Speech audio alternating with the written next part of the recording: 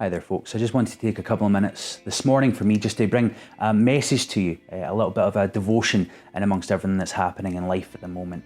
I've been thinking on what Callum said last week when he mentioned Habakkuk, and he was talking about the life of Habakkuk and the question that he brought towards God and the wrestling he had.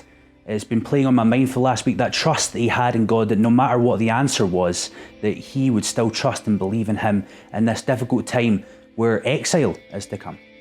And it's been playing on my mind, in particular, the concept of the big picture that he puts into place, this concept that God's idea is much bigger than his, and that he's not able to really broach it with his little part of life.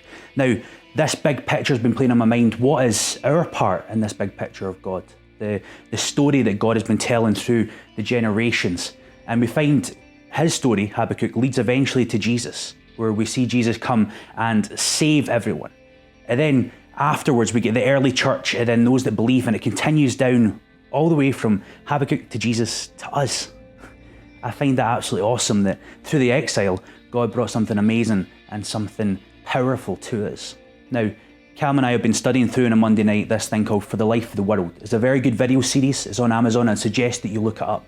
And it brings us a nice comparison to us now in 2020, all the way back to those that were in exile. There's a resemblance.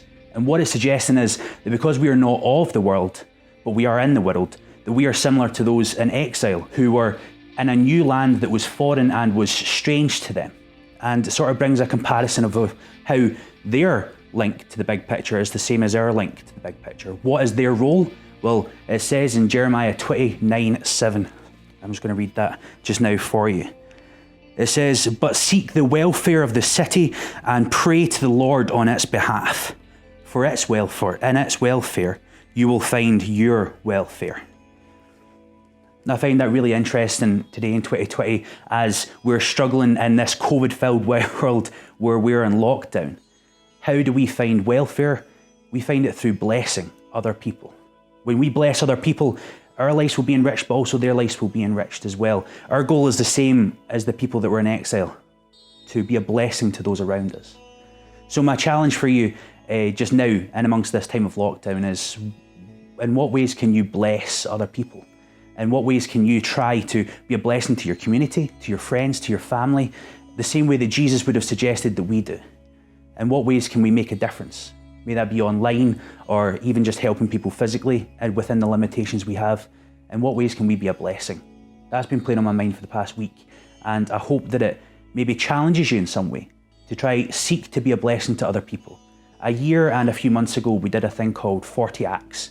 It was 40 days before Easter. There was lots of various different things that we could get involved in to help other people. I found that very powerful as I just came to the church at the time and I was receiving blessings from people that I barely knew.